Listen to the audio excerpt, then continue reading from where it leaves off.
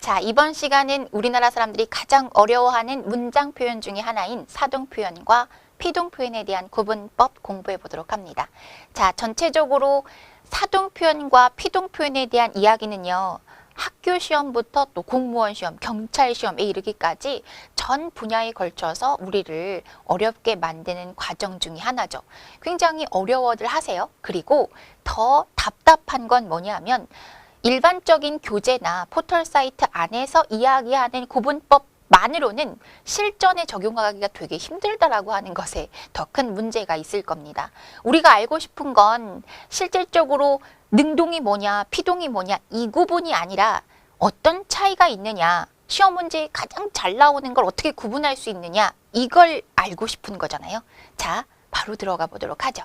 우선 능동과 피동에 대한 이야기는 실제 능동이라고 하는 것은 보시는 것처럼 자기 힘으로 하는 거예요. 자기가 자기의 동력을 사용해서. 그리고 피동이라고 하는 건 당하는 걸 의미하는 거죠. 많은 분들이 이것을 정돈하면서 능동을 끝까지 본질적으로 알 거야 이렇게 욕심을 내기 때문에 그게 어려운 거거든요. 어떻게 정리하느냐. 우리가 주어를 먼저 찾아보는 거야. 주어를 찾고 이게 1번이에요. 그리고 이 주어가 각각 어떤 역할을 하는지를 보는 거야. 보자. 주어가 하느냐, 자기가 하느냐, 그죠? 자기 힘으로 하느냐, 아니면 당하느냐. 이걸 구분하는 거지. 세 번째는 시키느냐에 대한 문제예요. 이 세 개를 구분하는 것을 진행하셔야 돼요. 언제까지 능동 표현은 제 힘으로 하는 거고 피동 표현은 행해지는 거고 이렇게 외우면 그 다음에는 사동 표현에 대해서 주어가 동작을 하게 하는 거 계속 이런 식으로 남기하게 되면 실전에 적용이 안 돼. 우리가 얘네들을 구분하는 가장 먼저는 문장에서 사동과 피동 문제인 것 같긴 한데 이게 사동인지 피동인지 난 모르겠다는 거죠. 그걸 구분하는 가장 쉬운 방법은 말하자면 주어를 찾아서 이 각각의 주어들이 그 문장에서 하다라는 의미로 쓰였는지 아니면 당한다라고 하는 의미로 쓰였는지 아니면 주어가 시키는지 의미로 쓰였는지를 구분하셔야 돼요. 선생님들이 또는 친구들이 나한테 물어보고 싶은 건 그걸 어떻게 구분하냐고요? 라고 묻고 싶잖아요. 그건 문장 속 의미로 구분하셔야 돼요. 특정한 단어를 보고 우리가 구분해내는 건 위험한 일이거든요. 왜냐하면 실질적으로 많이들 아시는 것처럼 이희리기 우구추 또는 이희리기를 사용해서 피동을 만들고 사동을 만든다라고 하는 이야기는 다 알고 있어요. 더구나 이희리기라고 하는 4개의 접사들이 겹쳐지다 보니까 단순하게 단어를 사용해서 접사를 사용해서 구분한다라고 생각을 하시면 전체적으로 다 꼬여버리는 거죠. 이렇게 하기가 어렵지 않아요. 주어를 찾아서 자 볼까요? 이렇게 예가 되어 있는 거 볼까요? 보면 내가 엄마를 안았다예요. 그러면 주어가 내가가 되는 거지. 그렇죠? 우리가 문장에서 주어는 찾을 수 있잖아. 그러면 내가가 주어야. 자, 1번이 뭐라 그랬어요? 주어를 찾는 거였잖아요. 그래서 주어를 찾고 내가가 주어네. 주어가 어떻게 했어? 안았어. 주어가 안았어. 했느냐, 당했느냐, 시키느냐 중에서 내가 안았어. 내가 한 거잖아요. 그러니 이것은 능동이나 또는 주동이 된다는 거죠. 여기서 많은 분들이 또 이렇게도 생각해요. 아니 그럼 능동과 주동을 어떻게 구분하냐고. 그건 시험 문제에 잘 나오지도 않아. 이 문장이 능동입니까 주동입니까는요. 그것을 문제화하는 게 아니라 주동의 짝꿍이 사동이고 피동의 짝꿍이 능동이다 해서만 사용되는 단어인 거지 굳이 특별하게 그걸 구분하는 문제 유형은 나오지도 않는데 우리가 쓸데없는 걱정을 하고 있는 거야. 하늘이 무너질까 봐. 그러니 그걸 생각하지 말고 이 주어가 자기가 했네? 그러면 이건 뭐니? 자기가 한 거니까 주동 또는 능동이다 라고 놓고 시작하셔도 돼요. 그 2개를 구분하라는 문제는 나오지 않으니까. 그 다음 2번째로는 바뀐 상태를 볼까요? 자, 그럼 이제 이 문장에서 밑으로 내려갔어요. 이번에는 2번째 문장을 봐야 하니까 엄마가 나에게 안기었다라고 하는 부분이죠. 그러면 2번째 문장에서 주어를 찾아야겠지. 어디야? 엄마가. 얘가 주어네. 자, 주어가 나에게 안기었다. 얘가 서술어잖아요. 자, 그러면 엄마가 안 기었어. 엄마가 했어. 당했어. 시켰어. 엄밀하게 구분이 되죠. 엄마가 안김을 당한 거잖아. 그러니 이렇게 당했으면 뭐다? 피동이다. 이렇게 구분하시는 거야. 그럼 엄마가 시키면 어떻게 돼? 엄마가 나에게 동생을 안으라고 하셨다. 하셨다. 엄마가 어떻게 한 거야? 시킨 거잖아. 이렇게 시켰으면 무슨 동이 되는 거다? 사동이 되는 거예요. 우리는 이 구분이 먼저 일어나야 돼.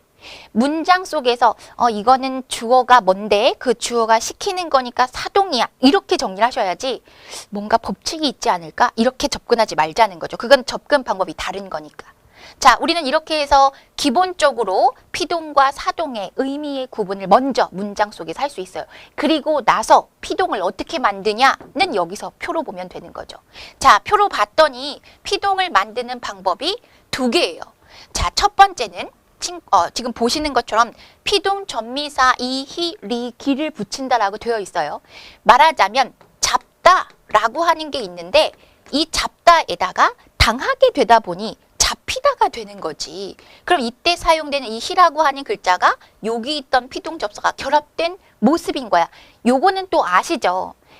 피동 접사라고 하는 거, 이히리기라고 하는 부분들이 우리 학생들도 잘 아실 거예요. 그래서 실제 이히리기라고 하는 한 글자 한 글자가 겹쳐져서 하나씩 더 들어가서 원래 있던 것에 피동의 의미를 부여한다라고 알고 있는 거지. 그쵸? 그걸 우리가 모르지는 않아. 그 다음 또 하나, 이건 되게 짧게 만드는 거고 얘는 어떻게 되는 거야? 길게 만드는 방법은 어지다를 집어넣거나 뭐뭐하게 되다가 되는 경우죠. 예를 들면 밥이 되다 이런 식으로. 그쵸? 이런 식의 되다라고 하는 글자가 되게 되면 뭔가 벼가 밥이 되다. 당한 거잖아. 그쵸? 이런 식으로 우리가 변화되는 과정 속에서 피동의 의미를 가진다라고 하는 걸 우선 생각하시고 그것이 피동을 만드는 방법이 두 개인데 짧게 만드는 방법은 이렇게 이히리기 중에 하나를 집어넣는 거, 길게 만드는 방법은 어지다를 넣거나 되다를 집어넣거나 이 정도에 대한 과정이다라고 생각하시는 거예요. 그래서 대표적인 것들이 그런 거죠. 고양이가 쥐를 잡았다였는데 쥐 입장에서는 잡힌 거지. 쥐 입장에선 잡힌 거니까 당한 거니 피동이 되는 거였잖아요. 그쵸? 자, 예를 들어서 이렇게 내가 엄마를 아는 건 자기가 한 거지만 엄마 입장에선 안김을 당한 거니까 피동이다라고 정리하시는 거야. 자, 마무리를 해봅시다. 그러면 사동은 뭐냐? 사동이라고 하는 것도 역시 접근하는 방법은 먼저 사동을 어떻게 만드는 거지라고 그 본질적인 걸 꿰뚫어보는 것부터 시작하는 게 아니라 문장 속에서 주어를 먼저 찾는 거야. 그래서 주어를 찾았더니 뭐였는데 선생님이 주어인 거죠. 그럼 선생님이 철수에게 책을 읽히신 과정인 거야. 그러니까 주어가, 그죠? 써볼까요? 선생님이라고 하는 주어가 철수에게 책을 읽히셨다. 얘가 서술어야. 근데 선생님이 어떻게 하고 이거 피동이 아니라 사동이라고 해야 되겠지. 그쵸? 그럼 선생님께서 읽히셨다가 라는 과정을 통해서 시킨 거구나. 여기에 있는 이 사동이 바로 시키는 것과 관련되어 있구나. 이렇게 되는 거지. 그쵸? 그래서 주어가 시키는 것은 사동표이다라고 기억하시는 거야. 그리고 나면 그 사동을 만드는 방법이 또 두 개가 되는 거죠. 피동에서 얘기했던 이히, 리, 기에 결합된 우, 구, 추와 같이 세 개가 더 들어가서 총 7개의 접사를 사용하여 사동을 표현할 수 있어요. 그리고 이것도 역시 길게 만드는 방법이 있는 거야. 피동도 되다나 아지다를 집어넣으면 길었잖아. 그러니 사동도 이히리기 우구추를 사용해서 짧게 사동을 표현하거나 아니면 길게 만들 수 있는데 그 길게 만드는 방법이 바로 시키다 또는 뭐뭐 하게 하다라는 거죠. 예를 들면 책을 읽게 시키다. 그러면 시킨 거잖아. 사동인 거잖아. 그쵸? 또 읽게 하다라고 하는 것도 사동인 거죠. 시킨 거죠. 읽게 하다. 옷을 입게 하다. 밥을 먹게 하다. 시키는 거잖아요. 그쵸? 자, 예를 들어 볼게요. 그러면 엄마가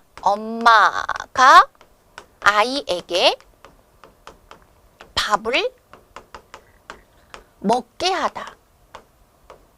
이게 뭐냐는 거지. 실전이죠. 자, 그러면 이거 안에서 주어를 먼저 찾아야 되겠네. 엄마가가 주어야. 그리고 아이에게 밥을 먹게 하다. 엄마가 얘가 서술어 역할을 하는데 먹게 했다. 자기가 먹었어? 아니죠. 자기가 한 게 아니지. 그리고 자기가 당했어? 아니죠. 엄마가 누구한테 상어에게 먹힌 게 아니잖아. 엄마가 시킨 거잖아, 아이에게. 그죠?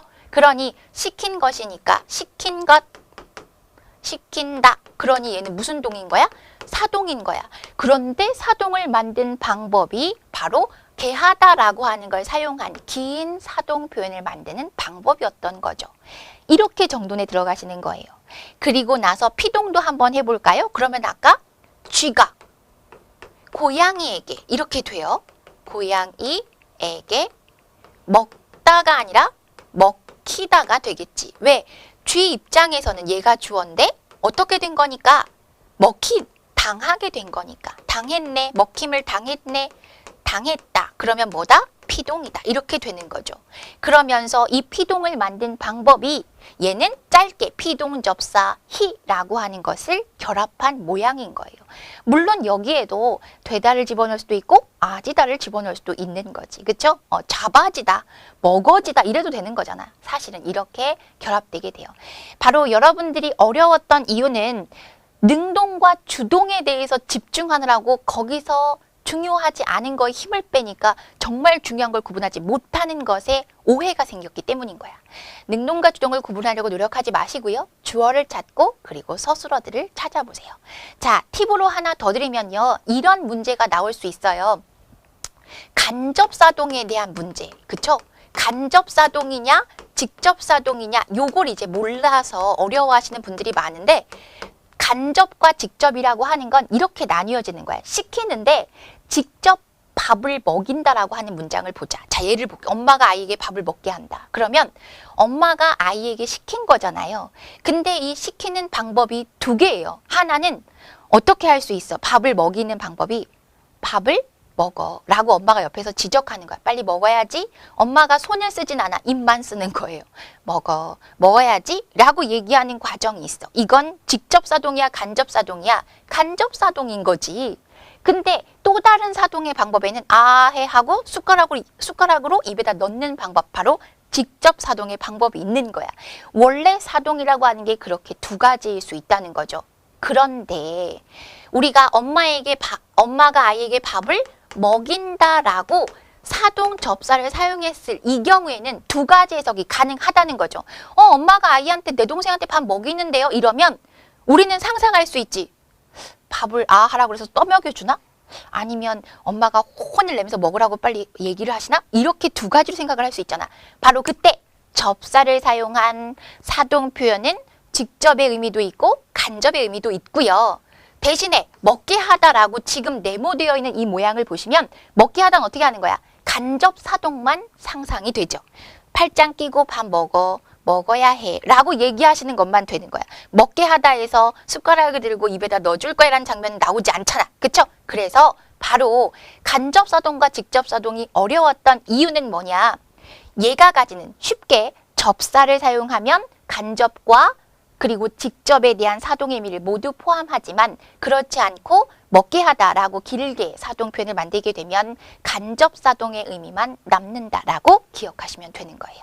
자, 이렇게 우리 간단하게 많이 어려워할 수 있는 한국인의 국어 문법 바르게 알아봤고요. 제가 얘기해드린 것처럼 주어를 먼저 찾고 그들이 했는지 시켰는지 당했는지 집중하셔서 피동과 사동에 대한 이야기 마무리하시기 바랍니다. 수고하셨습니다.